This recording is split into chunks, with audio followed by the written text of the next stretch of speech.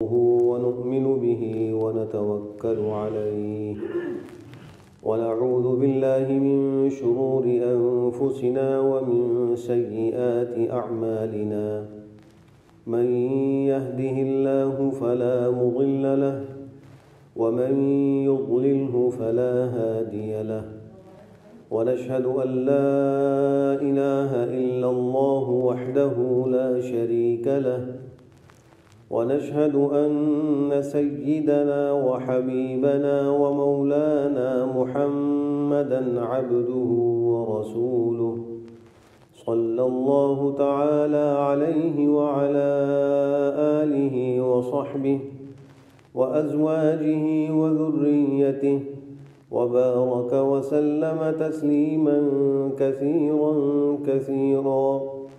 أما بعد فأعوذ بالله من الشيطان الرجيم.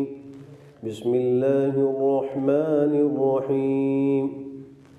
والعاديات ضبحا فالموريات قدحا فالمغيرات صبحا فأثرن به نقعا فوسطن به جمعا إن الإنسان لربه لكنود وإنه على ذلك لشهيد وإنه لحب الخير لشديد أفلا يعلم إذا بعثر ما في القبور وحصل ما في الصدور إن ربهم بهم يومئذ لخبير.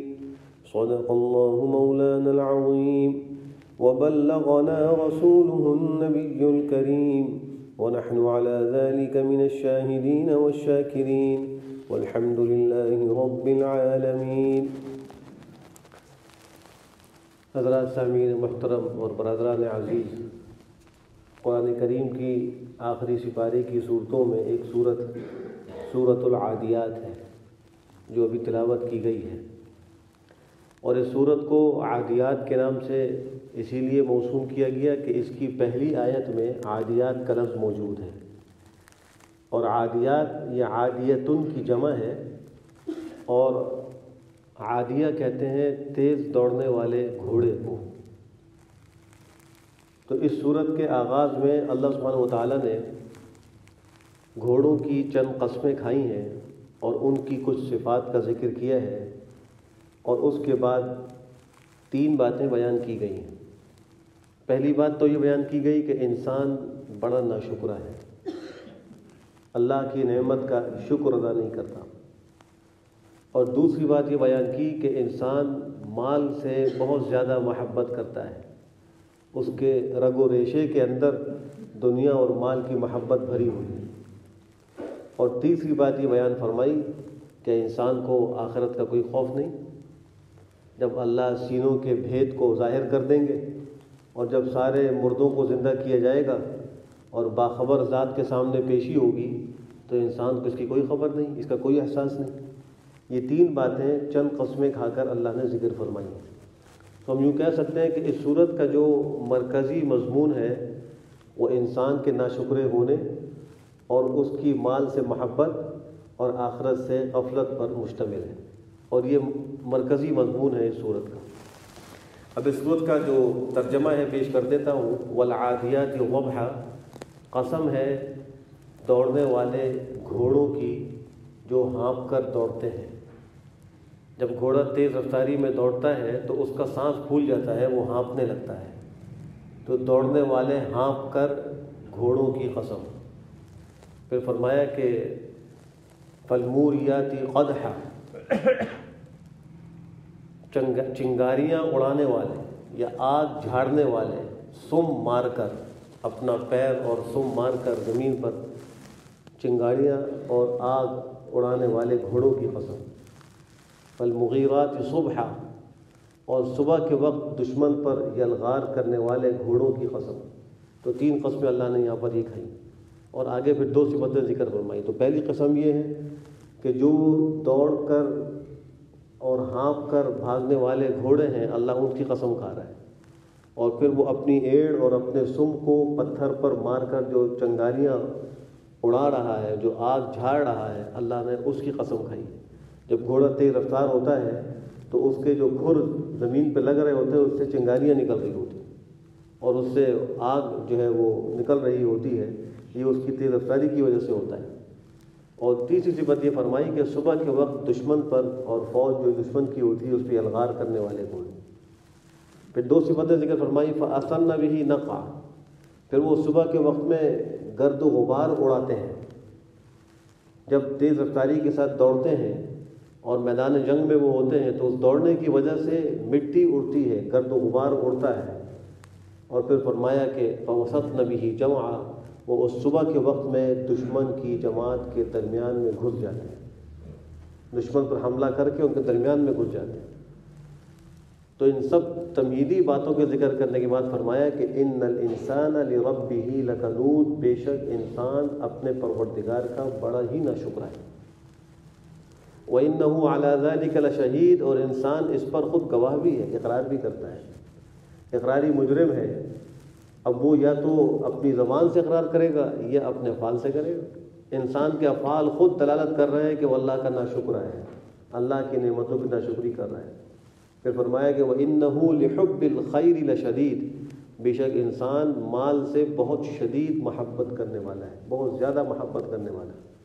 افلا يعلم اذا بعثر ما في القبور، کیا وہ جانتا نہیں جب جو قبروں میں مردے ہیں وہ زندہ کیے جائیں گے، دوبارہ نکالے جائیں گے۔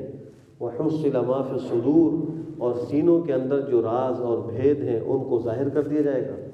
ان ربهم بهم يومئذ لخبیر، بے شک ان کا پروردگار اس دن بہت باخبر ہے، اس کو ایک ایک چیز کی خبر ہے۔ یہ اس صورت کا ایک ترجمہ ہے۔ یہاں پہلی بات یہ سمجھیے کہ اللہ نے انسان کے ناشکر ہونے کو بیان کرنے کے لیے قسمیں کیوں کھائیں، اور قسم بھی گھوڑے کی کھائی ہے۔ تو پہلی بات کا جواب یہ ہے کہ اللہ کو قسم کھانے کی کوئی ضرورت نہیں، اللہ اس کا محتاج نہیں، لیکن قرآن کریم میں اللہ جا بجا مختلف چیزوں کی قسمیں کھاتے ہیں۔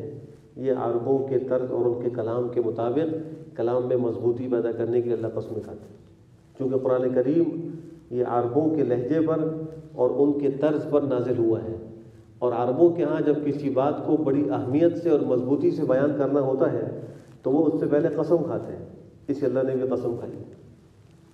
دوسری بات یہ بھی ہے کہ اس قسم سے انسان کو ایک سبق دینا مقصود ہے کہ یہاں صرف گھوڑوں ہی کی قسمیں کیوں کھائی ہیں، کسی اور کی قسم کیوں نہیں کھائی اس مقام پہ، تو اس طرف بھی توجہ دلانا مقصود ہے۔ اور اس کی تفصیل یہ ہے کہ گھوڑا یہ انسان سے زیادہ طاقتور جانور ہے، بلکہ انسان خود اس کو طاقت کی علامت قرار دیتا ہے۔ جب وہ کسی انجن کی پاور کو بیان کرتا ہے تو کہتا ہے یہ اتنے ہارس پاور کا ہے، یعنی اس میں اتنے گھوڑے کی طاقت کے برابر طاقت ہے۔ تو انسانوں کے ہاں طاقت کی علامت وہ گھوڑا شمار ہوتا ہے، اور اسی کے ذریعے سے وہ چیزوں کی طاقت ظاہر کر رہا ہوتا ہے اور بیان کر رہا ہوتا ہے۔ تو اتنا طاقتور جانور انسان اس پر سواری کرتا ہے، بلکہ انسانوں کے بچے بھی اس کی لگام پکڑ کر اس گھوڑے کو گھماتے ہیں، اس پر سوار ہوتے ہیں۔ کیا کبھی گھوڑے نے کہا ہے کہ میں تم سے زیادہ طاقتور ہوں، تم کون ہو اس پہ سوار ہونے والے، اور یہ بچے مجھے کیوں گھما رہے ہیں؟ کبھی بھی اس نے یہ بات نہیں کہی، بلکہ اللہ نے اس کو انسانوں کے لیے مسخر کر دیا، اور اس تسخیر کے نتیجے میں انسان اس پر سواری بھی کرتا ہے اور اس کو دوڑاتا بھی ہے، دشمن کے خلاف بھی اس کو استعمال کرتا ہے، اور یہ گھوڑا اس کے سارے کام کر رہا ہوتا ہے۔ تو طاقت ہے اور انسان سے زیادہ ہے، لیکن پھر بھی اللہ کا یہ فضل ہے کہ اللہ نے اس طاقتور کو انسان کے آگے مسخر کر دیا، اور انسان کے ہاتھوں میں اس کو ایسا عاجز کر دیا کہ وہ انسان کے اشارے پہ چل رہا ہے۔ یہ بھی اللہ کی نعمت ہے۔ دوسری بات یہ ہے کہ گھوڑے کے اندر وفاداری ہے، انسان کو یہ سبق دیا جا رہا ہے کہ تم بھی اس سے وفاداری کا سبق سیکھو۔ صرف گھوڑا یہ نہیں کہ انسان کو اپنے اوپر سوار ہونے دیتا ہے، بلکہ اگر مالک اشارہ کرے تو وہ دوڑ بھی پڑتا ہے، اگر وہ اس کو دشمن پر حملہ کرنے کے لیے اشارہ کرے تو دشمن پر حملہ بھی کر دیتا ہے۔ یہ گھوڑے کی وفاداری ہے۔ انسان کو اس سے بڑھ کر اللہ کا وفادار ہونا چاہیے، لیکن انسان اللہ کا وفادار نہیں بن رہا۔ یہ گھوڑا انسان سے وفاداری کیوں کر رہا ہے؟ اس لیے کہ گھوڑا یہ سمجھ لیتا ہے کہ یہ میرا مالک ہے۔ انسان کو گھوڑا اپنا مالک سمجھتا ہے، اور مالک اس لیے سمجھتا ہے کہ انسان اس کو بھوک کے وقت کھانا دیتا ہے، اس کا خیال کرتا ہے۔ تو گھوڑا اتنا سمجھدار ہے، اس میں اتنا شعور ہے، وہ اس بات کو محسوس کرتا ہے کہ یہ شخص مجھے وقت پر کھانا دیتا ہے، میرا خیال رکھتا ہے، لہٰذا میں نے اس کے ساتھ وفاداری کرنی ہے۔ اور پھر آپ یہ بھی دیکھیے کہ جب دشمن سے مقابلہ ہوتا ہے تو دشمن کی اس گھوڑے سے کیا دشمنی ہے؟ وہ تو گھوڑے پہ جو سوار شخص ہے اس سے اس کی دشمنی ہے، لیکن پھر بھی یہ گھوڑا اپنے مالک کی خاطر دشمن پر حملہ آور ہو جاتا ہے۔ دیکھ بھی رہا ہے کہ اس کے سامنے، اس کے ہاتھ میں بھی اسلحہ ہے، تلوار ہے، نیزہ ہے، یا کوئی بھی اسلحہ موجود ہے، اور اس کے نتیجے میں گھوڑے کو بھی نقصان برداشت کرنا پڑتا ہے، لیکن پھر بھی وہ وفاداری کرتے ہوئے انسان کے اشارے پر آگے دشمن پر حملہ کر بیٹھتا ہے، حملہ آور ہو جاتا ہے۔ وجہ کیا ہے کہ اس گھوڑے نے انسان کو اپنا مالک سمجھا، اپنا ایک روزی دینے والا سمجھا، اپنا خیال کرنے والا سمجھا۔ اب ذرا غور کرے انسان کہ اللہ تو ہمارے حقیقی مالک ہے، گھوڑے کا انسان مالک حقیقی نہیں ہے، عارضی ہے۔ انسان گھوڑے کا خالق نہیں، لیکن اللہ تو ہمارے خالق بھی ہیں، اللہ ہمارے رازق بھی ہیں، لیکن ان سب چیزوں کے باوجود بھی انسان اللہ سے وفاداری نہیں کر رہا، اللہ کے اشاروں پہ نہیں چل رہا، زندگی اللہ کے احکام کے خلاف گزار رہا ہے۔ تو اس صورت میں ان گھوڑوں کی قسموں سے انسان کو یہ سبق بھی دینا مقصود ہے کہ تم اللہ کی اس نعمت کا شکر ادا کرتے ہوئے یہ سیکھو کہ یہ گھوڑا کیسے اپنے مالک جو انسان ہے اس کی وفاداری کر رہا ہے، کیسے اس کے لیے اپنی جان ہتھیلی پر لیے ہوئے دشمن پر حملہ آور ہو جاتا ہے، اس کے اشاروں پہ چلتا ہے۔ تمہارا حقیقی مالک تو اللہ ہے، تمہارا خالق تو اللہ ہے، تم کو اس کا وفادار ہونا چاہیے۔ تو اس لیے فرمایا کہ فالموریات قدحا، اپنی ایڑ کو اور اپنے سم کو پتھر پر مار کر آگ جھاڑنے والے گھوڑوں کی قسم، صبح کے وقت دشمن پر یلغار کرنے والے گھوڑوں کی قسم۔ فَأَثَرْنَ بِهِ نَقْعًا، پھر صبح کے وقت میں وہ اڑاتے ہیں گرد و غبار کو۔ فَوَسَطْنَ بِهِ جَمْعًا، پھر اسی صبح کے وقت میں دشمن کے درمیان میں وہ گھس جاتے ہیں، یلغار کر دیتے ہیں۔ إِنَّ الْإِنسَانَ لِرَبِّهِ لَكَنُودٌ۔ اب یہاں دوسری بات سمجھیے کہ انسان جو ناشکرا ہے، ناشکری کی 3 قسمیں ہیں۔ سب سے بڑی ناشکری اللہ کے ساتھ شرک کرنا ہے، کہ جس ذات نے انسان کو پیدا کیا، جو اس کا خالق اور مالک ہے، اس کو روزی دیتا ہے، انسان کو مشکل میں نجات دیتا ہے اور اس کی دعاؤں کو سنتا ہے، اس ذات کے ساتھ غیر کو شریک کرنا یہ منعم حقیقی کی سب سے بڑی ناشکری ہے، اللہ کی سب سے بڑی ناشکری ہے۔ کافر و مشرک تو یہ کر ہی رہے، لیکن مختلف رسموں کی صورت میں یہ شرک انسانوں کے اندر بھی گھس گیا ہے، مسلمانوں کے اندر بھی گھس گیا۔ آج مسلمان بھی بہت سی ایسی رسمیں کر رہے ہیں جو شرکیہ رسمیں ہیں۔ قبروں کو سجدہ کرنا، قبروں کے آگے اپنے ماتھوں کو ٹیکنا، اور مختلف پیروں کے پاس جا کر ان کے پیروں کے اندر سجدہ ریز ہو جانا، ان کے گھٹنوں کو ہاتھ لگانا اور ان سے جا کے اپنی مرادیں مانگنا، یہ آج سب مسلمان کر رہے ہیں۔ اور صرف یہی نہیں بلکہ ان پیروں کی اولادوں کے ساتھ بھی معاملہ وہ کرتے ہیں کہ گویا یہ بھی کوئی خدا کی طرف سے بھیجے ہوئے مخصوص لوگ ہیں۔ ان کے چھوٹے چھوٹے بچوں کے پیروں میں اپنا سر رکھ رہے ہوتے ہیں اور ان کے آگے نذرانے اور تحفے پیش کر رہے ہوتے ہیں، حالانکہ وہ پیر نہ نماز پڑھ رہا ہے، نہ روزہ رکھ رہا ہے، نہ وہ حلال و حرام کی تمیز کر رہا ہے، بس وہ خاندانی گدی نشین چلا آ رہا ہے، اور مسلمان پاگلوں کی طرح اس کی اطاعت میں لگے ہوئے ہیں، جو نہ ان کو روزی دے سکتا ہے، نہ شفا دے سکتا ہے، وہ خود ایک مجبور انسان ہے۔ یہ آج مسلمان کر رہے ہیں، تو یہ کتنی بڑی ناشکری ہے۔ یہی مسلمان آج، اور کتنی عورتیں ایسی ہیں مسلمانوں کی کہ وہ قبروں پہ جا کر منتیں مان کے آتی ہیں، مزاروں پہ جا کر منتیں مان کے آتی ہیں، اور مزاروں میں جو مدفون بزرگان دین ہیں ان کو داتا کے لفظ سے پکار رہے ہیں، بلکہ لاہور میں تو داتا دربار، داتا تو اللہ ہے۔ حضرت علی حجویری رحمہ اللہ بہت بڑے اللہ والے گزرے، اگر کسی اللہ والے کی قبر پہ فاتحہ پڑھنے جائیں، شریعت کے اصول تک پڑھے، کوئی حرج کی بات نہیں، وہاں جا کر اللہ سے دعائے مغفرت کرے، وہاں جا کر اللہ سے درخواست کرے اللہ یہ آپ کے نیک بندے تھے، ان پر آپ کی رحمتیں اترتی ہیں، میں اللہ آپ سے آپ کی رحمت کا سوال کرتا ہوں، اللہ سے مانگے۔ وہاں جا کر اپنی موت کو یاد کرے، اپنی آخرت کی فکر کرے، اس سے انکار نہیں، لیکن اس کو داتا دربار کہنا اور پھر وہاں جا کر ان سے مرادیں مانگنا اور پھر ان کے اس مزار کا طواف کرنا اور پھر اولاد مانگنا، ان سے شفا مانگنا، یہ سب شرکیہ رسمیں ہیں، آج یہ مسلمان کر رہے ہیں۔ سب سے بڑی ناشکری اللہ کی یہ شرک ہے۔ دوسری قسم ناشکری کی، وہ اللہ کی نعمتوں کو غلط استعمال کرنا ہے۔ اگر اللہ نے کسی کو مال دیا، وہ اس مال کو اللہ کی نافرمانی اور بغاوت میں استعمال کرے۔ اس کی مثال بھی سمجھ لیجیے کہ اگر کوئی شخص کسی کو ایک گاڑی دے اور کہے کہ آپ یہ استعمال کریں، اپنے گھر والوں کو لے کے جائیں آئیں اور آپ کہیں جانا ہے گھومنے کے لیے جائیں، لیکن دیکھو اس گاڑی کو میرے خلاف بغاوت میں استعمال نہ کرنا، میرے دشمنوں کے ساتھ ہو کر مجھ پر اس گاڑی کے ذریعے سے حملہ نہ کرنا۔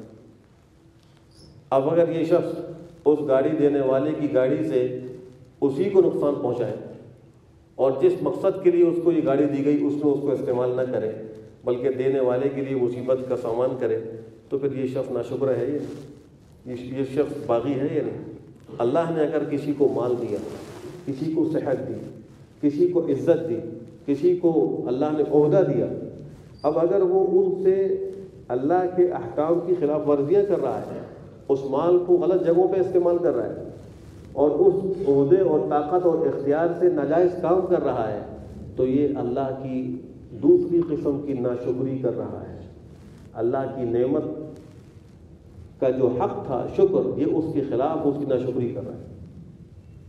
اور پھر صرف یہ مال اور دولت کی حد تک نہیں، انسان کے اپنے جسم میں جو اللہ کی نعمتیں ہیں، ہاتھ اللہ کی نعمت، زبان اللہ کی نعمت، آنکھ اللہ کی نعمت، کان اللہ کی نعمت، یہ سارے اعضاء جن سے انسان فائدہ اٹھا رہا ہے یہ اللہ کی نعمتیں ہیں۔ ان نعمتوں کا غلط استعمال یہ ناشکری ہے۔ اب اس آنکھ کو صحیح استعمال کریں۔ حدیث شریف میں آتا ہے کہ اگر شوہر محبت سے بیوی کو دیکھے اور بیوی محبت سے شوہر کو دیکھے تو ان دونوں پر اللہ محبت کی نگاہ ڈالتے ہیں۔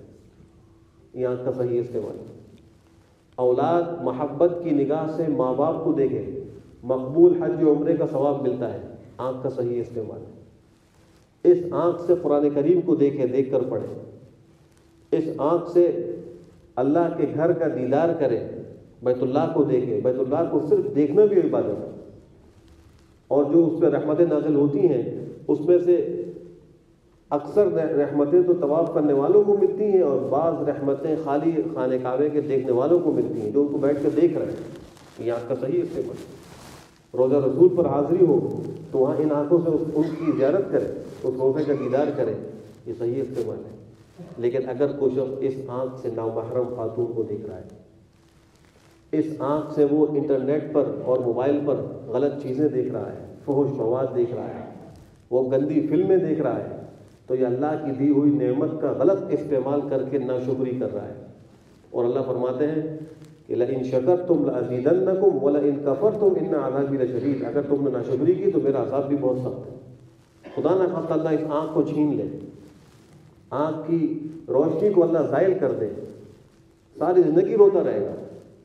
جس ذات نے آنکھ دی اور اس آنکھ میں روشنی دی، اس کے حکم کے خلاف اس کا استعمال یہ اس نعمت کی ناشکری ہے۔ کان اللہ نے دیے ہیں، ان سے دین کی بات سنیں، قرآن کریم سنیں، اچھی باتیں سنیں، ماں باپ کا کہا مانیں، ان سے بات چیت کریں۔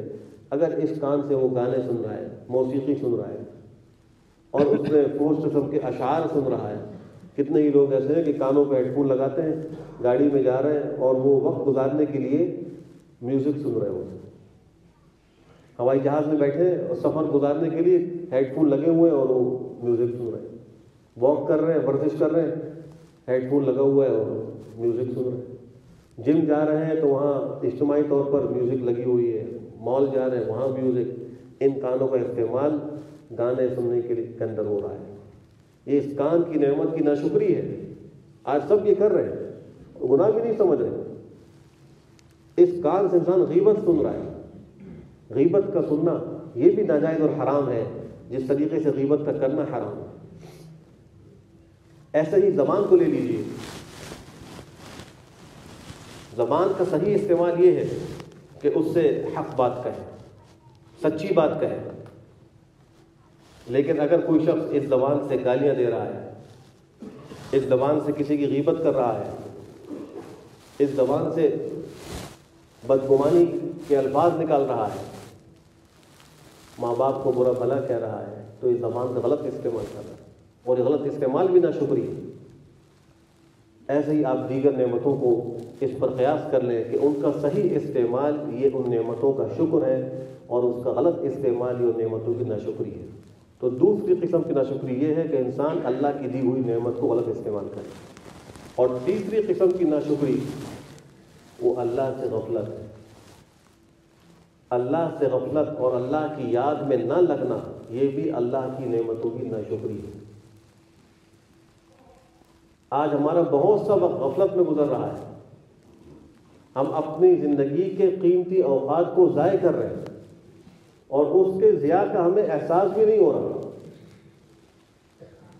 صبح سے لے کے شام تک اور شام سے لے کر صبح تک اگر ہم صرف 24 گھنٹے کے ایک وقت کا حساب لگانا شروع کریں کہ ہم نے اس کو کہاں کہاں لگایا، کیا کام صحیح کیے اور کیا کام غلط کیے، تو آپ کے سامنے نتیجہ خود بخود آ جائے گا کہ ہم نے کتنا وقت ضائع کیا، ہم اس وقت سے کتنا فائدہ اٹھا سکتے تھے۔ تو یہ 3 قسم کی ناشکریاں ہیں جو انسان کر رہا ہے۔ یہاں یہ بات بھی یاد رکھیے کہ ان الانسان لربہ لکنود میں عام انداز میں ساری ہی انسانیت کو ناشکرہ قرار دیا گیا ہے، لیکن اس سے مراد مخصوص لوگ ہیں اللہ کے انبیاء اور صلحاء کے علاوہ، ورنہ اللہ کے جو انبیاء ہیں اور نیک لوگ ہیں وہ اللہ کے ناشکرے نہیں ہیں۔ تو اس آیت کا یہ مطلب نہیں کہ ساری کی ساری انسانیت وہ ناشکری ہے، بلکہ اس کا مطلب یہ ہے کہ اکثر لوگ ناشکرے ہیں، بعض ان میں شکر گزار بھی ہیں۔ خود اللہ فرماتے ہیں کہ وہ قلیل من عبادی الشکور، میرے بندوں میں شکر کرنے والے بہت تھوڑے ہیں، زیادہ نہیں۔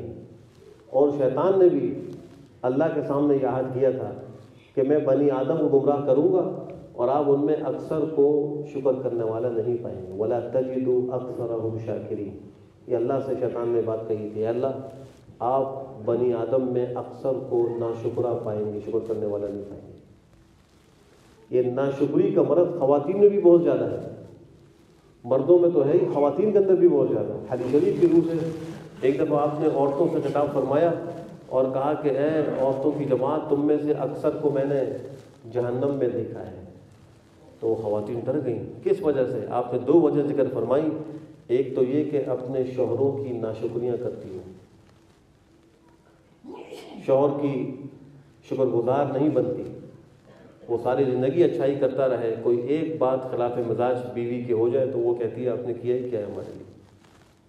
اور دوسری چیز فرمائی کہ لعن طعن زیادہ کرتی ہو، بات بات پہ لعنت اور طعنے دینا اور دوسرے کی تحقیر کرنا، یہ بھی عورتوں کا بڑا مزاج ہوتا ہے۔ ان 2 وجوہات کی وجہ سے فرمایا کہ میں نے اکثر عورتوں کو جہنم میں دیکھا ہے۔ تو ناشکری یہ بہت بڑا ایک گناہ ہے، اور اس کی وجہ سے انسان نعمتوں سے محروم ہو رہا ہے۔ اگر اس کے برخلاف نعمتوں پر شکر کیا جائے تو اللہ اس میں اضافہ فرماتے ہیں۔ وہ خود اس کا اللہ نے اعلان کیا کہ اگر تم شکر کرو گے میں تمہیں اور زیادہ دوں گا، ناشکری کرو گے تو پھر میں سخت عذاب میں تم کو پکڑوں گا۔ اس صورت کے آخر میں یہ بات فرمائی کہ انسان اس سے بے خبر ہو گیا، جانتا نہیں ہے اس بات کو کہ جو قبروں میں ہے جب ان کو اٹھایا جائے گا تو کیا حال ہوگا۔